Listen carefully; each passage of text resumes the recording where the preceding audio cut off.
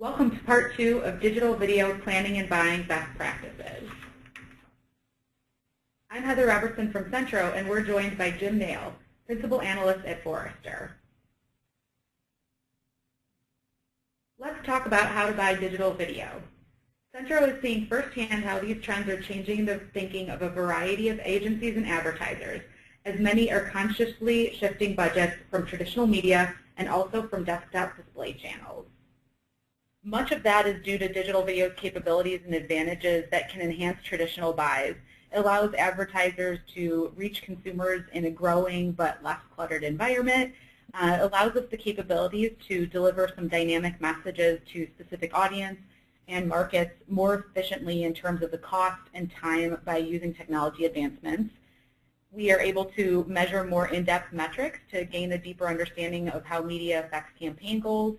We can help increase brand message and ad recall and even likability when compared to running on TV alone, so improving the complementary relationship between the two different screen types, and also being able to actively monitor and optimize a campaign based on the top performing strategies, tactics, and partners. So when we're evaluating video options for our clients at Centro, it's important for us to understand the goals and needs of the campaign, but it's also helpful for us to know whether the clients are taking a more holistic video approach and comparing it to traditional TV, or taking a digital video or digital first approach rather and comparing it more to display.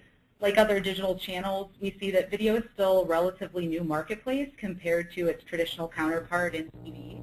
The growth of digital video has also closely followed that of display, which has led buyers to compare things like price and scale across the two very different channels. The relative youth, the fast growth, and the improper association with display have kind of led to a saturated and confused market where buyers struggle to select the right strategies and partners to align with their goals and objectives. So Jim, I think you have some interesting thoughts on this and would be curious to hear more of your take. Yeah, absolutely. Because as you said, display and video are very different channels and have very different effects on consumers in terms of the advertising effect. And so being very clear going into planning whether your campaign is more toward the branding side, more toward a direct response kind of side, is really important in order to plan and buy the right, the right media for that goal. But one of the things I think is really important in this space is the ability to control frequency. And I hear a lot of comments from friends and from others about how they often see the same ad over and over again on some of these platforms. And that's just waste. There's lots and lots of research from the television world for decades that show that that kind of overexposure of an ad to the same person, after the fourth or fifth time, A, you've communicated everything you can communicate, and B, they just kind of get sick of it. In television, that's really hard to control. In digital, you can absolutely control that very precisely. And so that's where I think there is a blending coming of digital and traditional skills. And I hear a lot that there is this little bit of this tug of war going on over the future of digital video, and will the traditional TV buyers take it over as part of their buy, or will the digital buyers take over the TV buy as TV becomes more addressable and things that I mentioned? Well, I am here to unequivocally tell you that neither side right now is capable of controlling the buy in its entirety. I do believe that there is this hybrid of traditional buying, reach, ratings, GRP kind of tools and ways of thinking, with the best of digital in being able to target, being able to precisely pick the consumers that you want to show that to, and that coming up with that mix of those two skills will those will be the people who will drive video in the future. Yeah, I agree. I think there's a lot that they can learn from one another. Yeah, absolutely, absolutely. And I think in terms of pricing, Heather, the interesting part of the future here will be we'll see how I think three kind of characteristics will influence pricing trends of the future, and certainly the supply and demand. We see that already, that a lot of digital video, particularly in the premium tiers, which I think we'll talk about a little more later, are often sold out or very close to sold out. And so in that kind of a situation, the law of supply and demand dictates that the pricing goes up. But that's okay a lot of times, given sort of the second key characteristics here of digital is that degree of targeting. A lot of my early career I spent in traditional, direct mail in the pre-internet days, and sure, if you're getting a more targeted list of consumers who are better prospects for your product, you can absolutely afford to pay more, and it can even be more profitable than paying less and getting a less qualified audience. But then there's also this whole area of the potential for communication here of this message. And sometimes this is a real advantage for video, sometimes maybe it's just perceived. But in any case, video is just a very, very powerful way of communicating a message, and it just communicates in a way that no banner ad, no rich media ad can quite do in developing that brand image and developing an emotional connection with consumers. So that will always drive higher pricing for video than for other kinds of display advertising. Yeah, I think you make a great point there, and that's definitely something we have had to talk to our clients more and more about based on what we discussed earlier with that pricing comparison to display. I think that's a great argument for why potentially you are going to see that higher price there too, beyond the other two that you'd mentioned as well. Yeah. Yeah. I think, although we see that there's more and more options and decisions than ever, there's also this important concept to understand how it's bought too, beyond even just how it's priced. And want to talk a little bit about the comparison between content-based buying and audience-based buying. I know Forrester has done some research on this, so Jim, what would be the important points for marketers to understand here? Yeah, definitely. Well, definitely. This kind of goes back to that point I was making about the differences between traditional and digital buying. And while we're talking here today about video, and we're talking about it as if it's all one thing, it really is these two different things, this idea of content-based buying and audience-based buying now.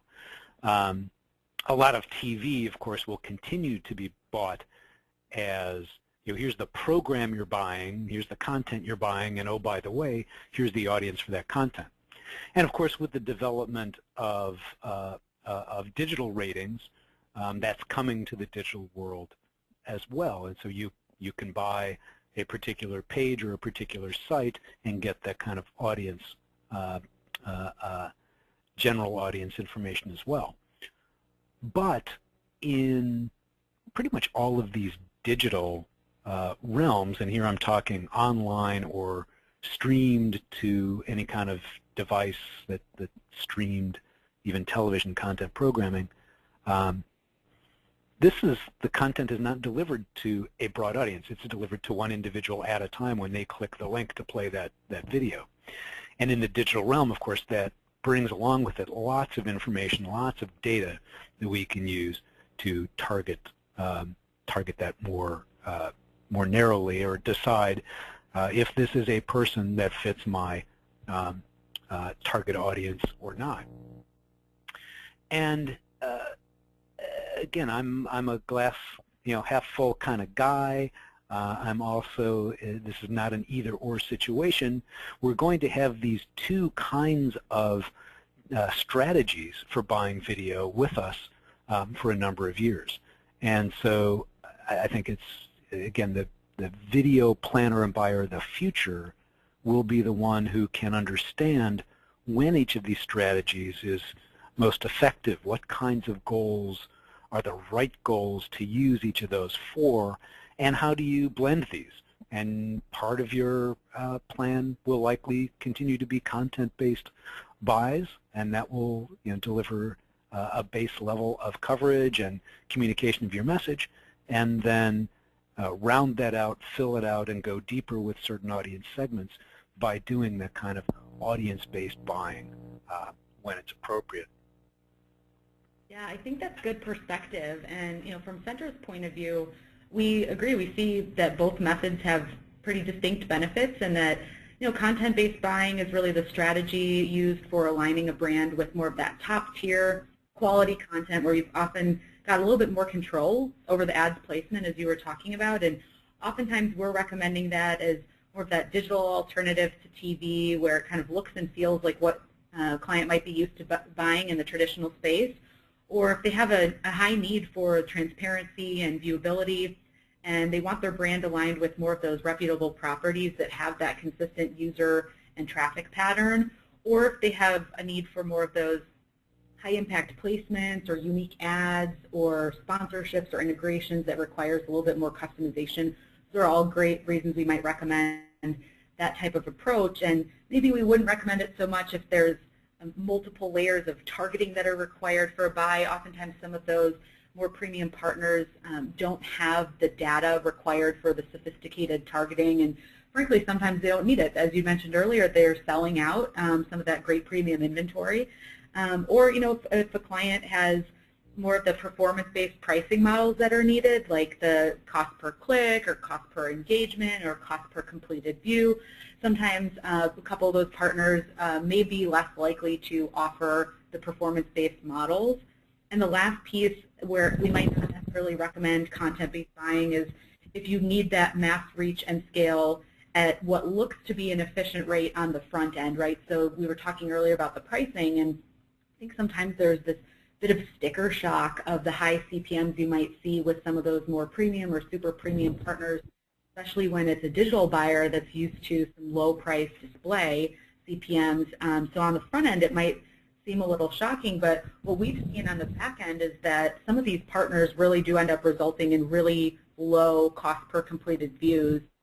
So it can create some efficiencies if that is one of the goals. And then on the other hand, when we're talking about the audience-based buying, that's a strategy we use where, as you mentioned, you want to find your target audience wherever they might be watching video, regardless of what content that might be. So we were talking earlier about, user-generated content or short-form content. So I like to say, if your target wants to watch crazy cat videos all day long, that's the person that you're looking to reach, and you're not so concerned about exactly what they're viewing, but more about, as you mentioned, that you're reaching that target that you're specifically looking for, and regardless of what their interests might be. So in these cases, that's where we're recommending this type of strategy when you're okay with dynamic rates and the delivery is also possibly dynamic. There might be a little bit less transparency for performance tactics, and so that's one thing that we need to level set with our clients as well. It's also recommended if they want to scale across a specific audience or market, and that's one of the necessities of the buy. And as I was talking about the content piece of it, we would want the client to be okay with having less specific needs for a content type and being willing to run within some of the short form content or those clips and highlights, the how-tos, the syndicated content, or even the user-generated content like we'd mentioned before. And this is where they can maybe take advantage of some of those performance-based pricing models. We see that more and more with different partners that are in this space as well. And if they want a level of visibility on what sites they'll be running, that's certainly available. But we also need the flexibility to remain a little bit more fluid between some of those sites and help make optimizations and find the right impressions that will actually reach that audience we're looking at. And oftentimes these types of buys also aren't being guaranteed on a site level in terms of the delivery. So when we might not recommend this type of approach is kind of some of the things we've talked about for why we would recommend content-based instead of you need that site and placement level reporting, or the brand is concerned with the content quality or the viewability. I mean, the content quality of I don't want to be around those cat videos or user-generated content, or I want to be around only TV-like content. Sometimes the audience-based buying might be a little bit more challenging for those particular needs. And also, if they wanted to be having a high impact presence across very specific publishers, that's where we'd go more direct. And we're talking then again about the content-based buying instead.